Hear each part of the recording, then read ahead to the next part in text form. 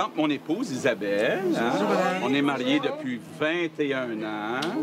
Hein? C'est quelque chose, hein? 22 ans ensemble, 21 ans. Pour le meilleur et pour le pire. Oui, c'est ça, exactement. Non, mais... Il faut savoir que les gens, là, il y en a qui rient, là, parce que j'étais au local tantôt, puis ils ont composé une chanson pour l'élection. Sur l'air, je suis sûr que les journalistes vont faire chanter ça à Ginette tantôt. Hein. Bon, mais allons-y. Qui est prévu pour poser la première question? Y a-t-il quelqu'un de... Oui? Oui, oui. D'abord, merci là, de venir poser une question, de vous intéresser à la campagne électorale, de vous intéresser à l'avenir de votre Québec.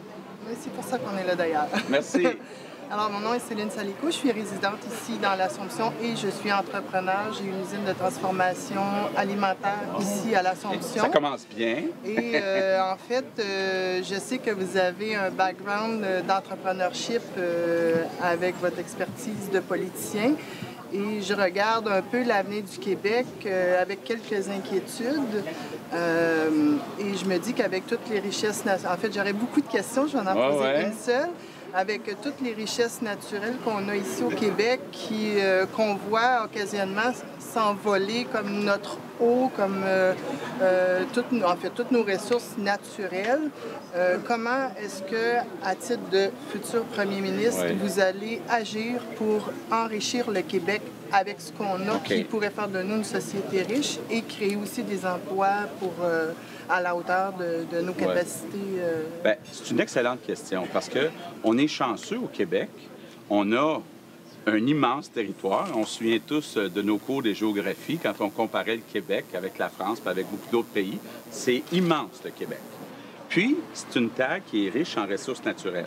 Donc, on parle de l'eau, qu'on parle des mines, on parle même du pétrole. On est chanceux. Bon, pendant un certain temps, on a vécu beaucoup de la forêt. On l'a peut-être surexploité.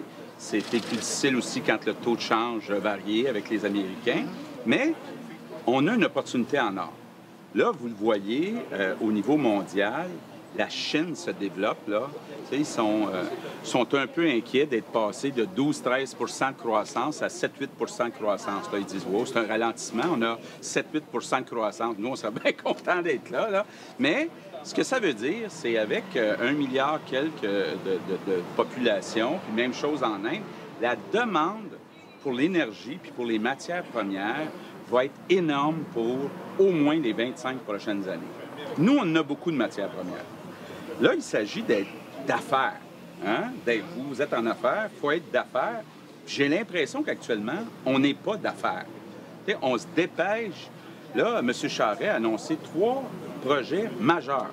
Un avec Rio Tinto, compagnie australienne, une avec Xstrata, une avec ArcelorMittal, donc 3 compagnies étrangères. Et il leur donne 100 des bénéfices, puis ils n'exigent pas que la transformation se fait ici. Ça veut dire qu'on va voir le minerai là, sortir en bateau du port de Sept-Îles ou quelque part dans le nord du Québec sans être transformé. Puis, vous êtes en affaires, là, dans tous les secteurs, c'est la même chose. Plus on transforme, plus ce sont des emplois avec de la valeur ajoutée, donc des salaires, pas de 10 de l'heure, mais plus 20, 30, 40 de l'heure. Donc, ça veut dire qu'en exportant le minerai non transformé, on perd tous ces salaires-là, tous ces emplois-là à 20, 30, 40 de l'heure. Donc, nous, ce qu'on veut faire, c'est 2 choses. On pense que le débat doit se faire à 2 niveaux. D'abord, la Caisse de dépôt, qui a 160 milliards d'actifs, qui gère nos actifs, qui actuellement a seulement 12 de ses actifs dans les compagnies québécoises. C'est pas beaucoup, là. Moi, je crois à la diversification, mais là, entre 12 puis 100 il doit y avoir un juste milieu à trouver. Et nous, ce qu'on dit, c'est sur le 160 milliards, est-ce qu'on peut en prendre 5, puis de prendre des participations dans les grands projets d'exploitation de nos ressources naturelles jusqu'à 49 Je voudrais pas avoir le contrôle parce que on ne veut pas se retrouver là, avec des sociétés d'État, avec tous les impacts que ça peut avoir sur la productivité et l'efficacité. Je ne vais pas venir faire un dessin. Donc, on veut rester en bas de 49 mais de se dire, on prend un peu le modèle norvégien. En Norvège, là, c'est défendu d'exploiter une ressource naturelle s'il n'y a pas au moins 50 des bénéfices qui restent en Norvège. Comment ils font ça? Bien, ils vont chercher à peu près 15-16 en redevance. C'est ce que le gouvernement propose. Mais là où le gouvernement ne l'a pas fait dans ces projets-là, c'est qu'ils vont chercher un 35-40 en capital action. Puis on ne vole pas personne, on l'achète, mais on va chercher les bénéfices. Donc, il faut faire ça. Il faut dire aussi, avant de donner le permis pour exploiter, il faut qu'il y ait une condition que la transformation se fasse au Québec. Donc, c'est ça qu'il faut faire. Puis on n'a pas à être pressé d'une certaine façon. On a pour 25 ans avec ces ressources-là. Nous, ce qu'on propose aussi, étant donné que ce sont des ressources non renouvelables, c'est que les redevances, on ne les utilise pas pour se payer à la traite aujourd'hui, mais plutôt pour réduire la dette de 250 milliards. Parce qu'il y a une question d'équité entre les générations. On ne peut pas dire qu'il y a des redevances qui vont venir juste une fois, mais on les met dans les revenus courants. S'ils viennent juste une fois, il faut réduire la dette. Ça a tellement de bon sens, notre affaire, qu'il y a 2 jours, Jean Charest a dit « Je suis d'accord avec ça », donc il a annoncé la même chose. Donc il reste juste le Parti québécois à nous copier. Jusqu'à présent, on est 2 partis à dire « On va mettre 100 des redevances pour réduire la dette ».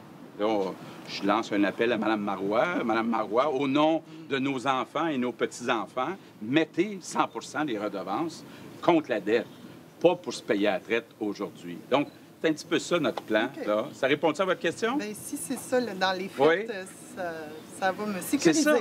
C'est ça, là. Parce que là, il y a une autre affaire aussi. C'est que vous vous dites, là, les politiciens, ils promettent de régler les problèmes en santé en 2003, puis en 2012, ils ne sont pas réglés. Donc, je ne crois plus les politiciens. Puis, je suis obligé de vous donner raison. Mais nous, on a une équipe, là, on l'a vu, dans nos candidats, il y en a 49 que c'est des gens d'affaires. Okay? Pourquoi? Parce qu'on veut aller bien gérer le Québec. On a aussi, comme Chantal, on a 12 qui sont soit enseignants, soit directeurs d'école. Pourquoi? Parce que l'éducation, c'est le meilleur investissement à long terme pour le développement économique. Donc, je pense qu'on a des personnes, des équipes pour faire le travail, qui sont là pour les bonnes raisons. On a du monde comme Jacques Duchesneau qui vont aller faire le ménage dans la corruption. On a du monde comme Gaétan Barrette, croyez-moi, il va faire le ménage dans la santé. Donc, on va faire un grand ménage, puis on va mieux gérer d'une façon un peu plus d'affaires, entre autres, pour qu'il y ait plus de retombées pour les Québécois, qu'on ait moins de bureaucratie, puis qu'on mette l'argent dans les écoles, dans les baisses d'impôts. C'est ça qui est l'objectif. Puis, nous, on n'est pas là sur un projet constitutionnel ou peu importe. On est vraiment sur mieux gérer, relancer l'économie. C'est comme ça qu'on va retrouver la confiance. Donc, c'est tout simple. Il y en a qui disent c'est moins excitant, la gestion et l'économie. Bien, moi, je trouve qu'une fois qu'on a ça, là, on peut s'exciter puis avoir des rêves.